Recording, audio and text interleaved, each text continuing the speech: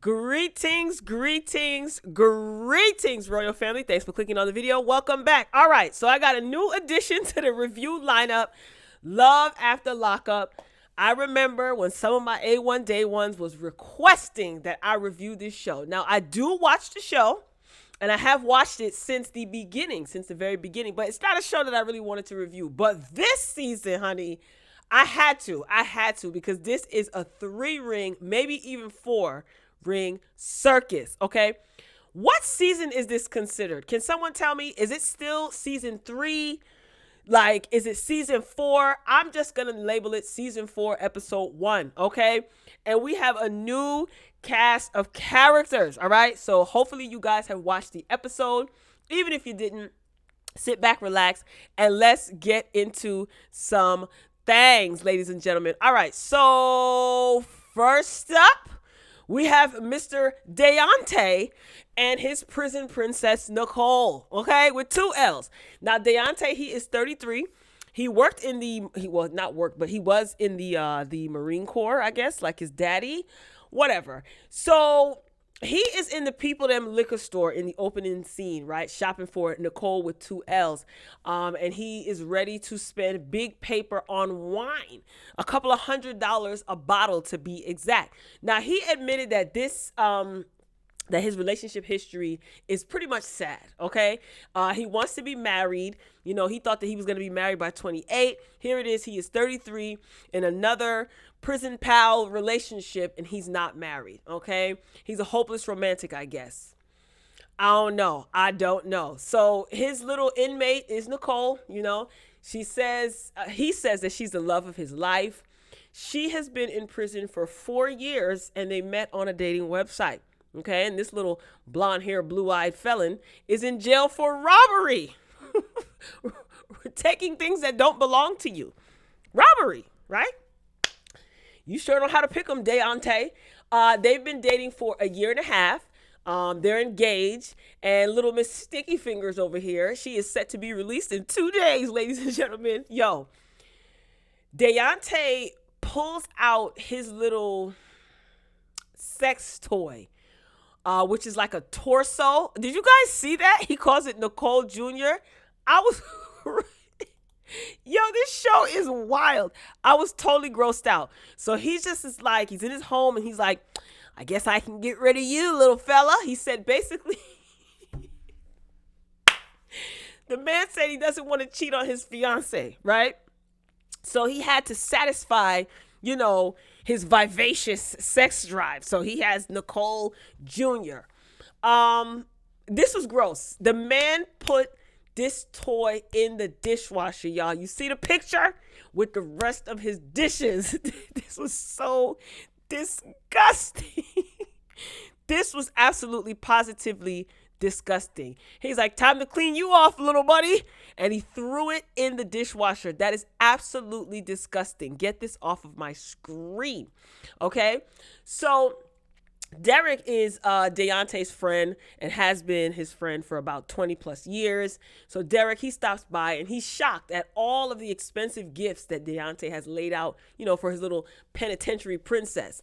It consisted of $1,000 in cash, a Michael Kors watch, an iPhone, some ear pods, just to name a few. So Derek says that his boy looks like a sucker. And although he hopes that this will work out, he doesn't believe that it will. Okay. So Derek feels that his friend is going to get played again.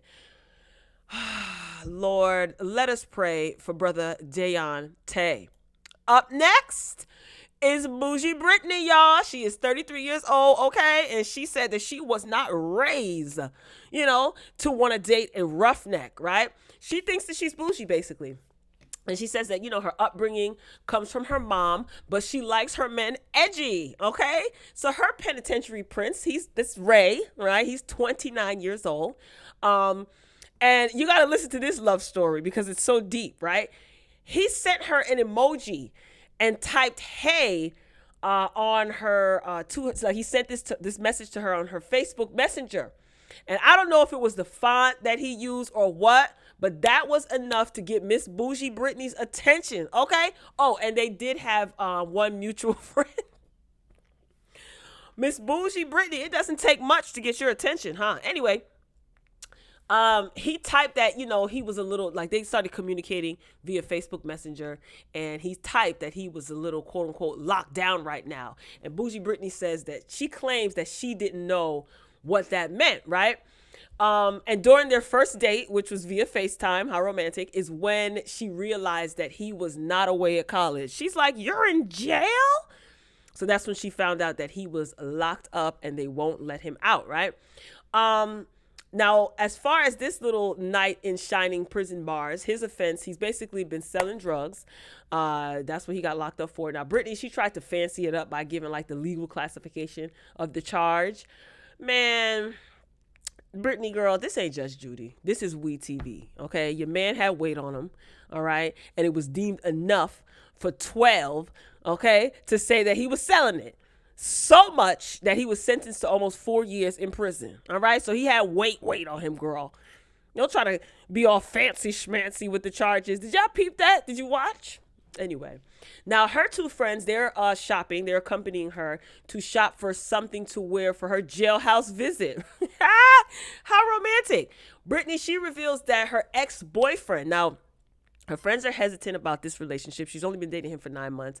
Britney has not told her mother, and her friends are concerned because Britney revealed basically that her ex-boyfriend put hands on her when she was in a relationship with him for about 2 or 3 years, she said, and she pressed charges, and he is currently incarcerated. Yikes. So, Britney says that she hasn't told her mom, because her mother didn't raise her that way, quote unquote. Anyway, I'm not going down that rabbit hole.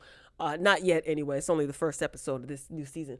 But she basically says that her mom is going to use the excuse of her being traumatized. Her mother, meaning, she's traumatized from her daughter's last relationship. Of course she's traumatized. Are you crazy? You're her child. Why wouldn't she feel any type of way? So she's laughing and giggling. And she's like, based on my bougie upbringing, my mother didn't raise me to date men like this. I was supposed to come home with a lawyer or a doctor. And she basically says that the pressures from her upbringing to keep up is stressing her out, or whatever the heck she said. So now the excuse for you choosing bad boys, quote unquote, is your mammy fault. It may be, but this is not a Yanla, so I'm not going into that. Up next is Rachel and Dougie Doug, okay? Her inmate, his name is Doug. He's 28, okay? She's 35 years old. She's another one who likes bad boys, right? She says, bad boys are so cute and that's so romantic. So she went online to meet inmates. She intentionally did this, right? And she met Doug, who she said had a mysterious look about him. Firearms. That's his felony firearms is what Doug is in the hole for, and I think robbery or something like that. I don't know. So this is Rachel's third convict that she's dating, and she said third time's a charm. This is what she said. Now, at 17 years old, right, Dougie Doug was locked up on a home invasion charge, right? He's been locked up. I think she said he's been locked up for 11 years, or he's been in and out of jail for 11 years. I want to say that she said he's been locked up for 11 years. She was talking to her friends in the kitchen who are just like in disbelief at this ridiculousness, and they're concerned about her safety. She married this dude months ago, but of course she can't see him because the state that they're in doesn't allow those type of visits, if you know what I mean. And I think they were filming this during the pandemic as well. So I'm pretty sure there were strict guidelines as far as visitation is concerned. Then Rachel says that Doug's son is living with her and she's raising him. So I said to myself, how does this happen? Doug ends up calling her Collect, obviously, right? And he talks about her. He talks to her like trash, basically. Tells her that, she's babying his son and asks who's the boss. And Rachel says, Dougie's the boss. Newsflash, when someone tells you when to go to bed, when to eat, when you can have outside time, you're not the boss of anything. But Rachel says him bossing her around is cute, and her friends are deeply, deeply concerned. Now, The reason why Doug's son, he's 12, I think, right, is living with Rachel, who has no children of her own. She says that Doug Jr.'s mother is battling with an addiction. And he's well aware that, his father doesn't take care of his responsibility. Again, he's 12, yes, 12 years old. So that's basically why he is living with Rachel. She used to see him on the weekend, she said, and then he ended up living with her full time. So Rachel says that she plans on adopting Doug Jr. Let's keep this thing rolling. Courtney, this is Courtney. She's 30. Josh is 29. Now this is just a circus, okay? She wants to be a wife. That's what she says. So much so that she's currently on her third marriage. She feels like being a wife is a badge of honor. Like, she likes to be married. Now, sis was working at the jail as a corrections lieutenant, right? She said that she went through at the jail where Josh is locked up at now. She used to work there. She said that she went through his cell for whatever reason, because that sounds a little bit loony. Right? She went through his cell and found his writings. I guess he had journals, and he wrote about being abandoned as a kid, blah, blah, blah, having a rough life. Okay. Looney Tune, straight up Looney Tune. She is. Because why are you rummaging through his stuff and reading his intimate thoughts? You're weird. Now, when she used to visit Josh, when they started going into a relationship, got into a relationship, and she used to visit Josh. Now, she's married to him. After knowing him for 6 months, by the way. So this is her husband. She said that she would wear different wigs each time so that she wouldn't be recognized by her coworkers. Because remember, she worked at the jail where he is incarcerated. Crazy. So she said that lasted for about what'd she say, 6 weeks? And she ended up getting fired. Now, she said that she knew fraternizing with the inmates was against the rules, but she was unaware that it was against the law. This is what she said. So she ended up getting fired. She served 60 days in jail. Okay. And she is on probation for 2 years for this dude. 2 years. So she lost all her good benefits, lost her job, and she got slapped with 2 years probation. And you got a record now. Now he's getting out on parole. Okay. So being that she's on probation, he's coming out on parole.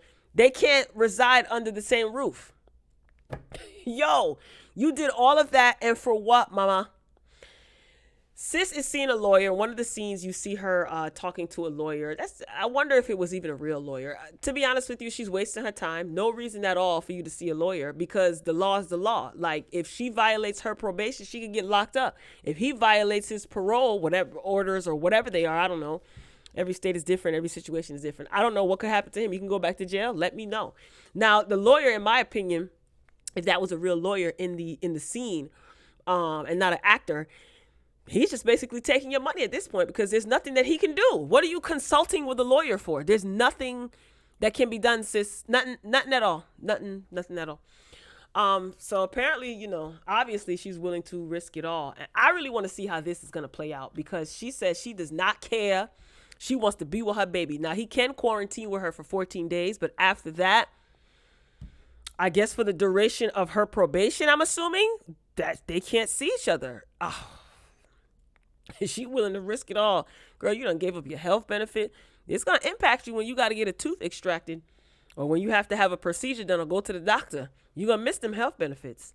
Anyway, up next, okay, is Stan the Man. He is 65 years old, and his little prison princess is Lisa. She's 39. Baby, let me tell you something right now. Stan the Man and this unit, this piece, it took me a few minutes to compose myself, okay? I'm all laughed out, so I can give this review now, right? Then he got on the Crush velvet blazer in his confessional. You better go ahead, Stan. You sharp. Anyway, Stan doesn't like to be alone, okay? He is a widower, right? Is that what they call the males? Widower. He, lost his wife. He didn't go into details. First episode. I don't know if he will. He doesn't like to be alone. And he basically said that he is worth $2.3 million. Now, I'm assuming dollars, because he didn't say dollars. He just said 2.3 million. Listen, forget about Deonte, okay, the big spender. Hey Stan, you need somebody to deep condition your unit, Cat Daddy? How you doing? Okay. Stan said Stan said that the dating scene has changed, right? Because back in his day, he would take out a girl for for a milkshake. Stanley, in 2021, milkshake means something completely different, Cat Daddy, okay? So you might want to tread lightly, old man. Anyway, he met Lisa on a quote unquote high quality dating website. Come on, high value man. Shout out to Kevin Samuels. I know a lot of people can't stand him, but he's a high value man according to Kevin Samuels standards. Anyway, so Lisa, she went missing after going on a few dates with her. He said they had, wine on the balcony, and so he met her in person. Probably on a sugar daddy website or something, right? Because she's 39, he's 65, so she would be a sugar baby. Is she too old to be a sugar baby? Probably not. So the reason why she went missing, he hadn't heard from her in some time, is because she was locked up. He said he got a collect phone call from a women's prison. So that's how he came to find out that she was locked up. She was basically selling that narcotica, and she got caught. So Cat Daddy said that, Lisa is healthy. He's at batting. He's having like batting practice, it seems, with his two buddies. And he says, yeah, Lisa's healthy. She looks strong and healthy. Cat Daddy said all these chicks in his age group complain about, the knee pain and back pain. He wants somebody with strong knees, okay? And he seems to have a high sex drive as well. He said he's willing to try anything. He likes all of that. Foo la la.